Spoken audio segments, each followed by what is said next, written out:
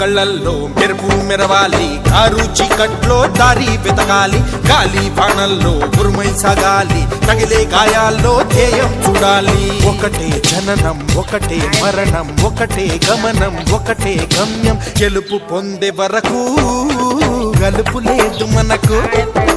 బ్రతుకు అంటే గెలుపు, గెలుపు కొరకే బ్రతుకు.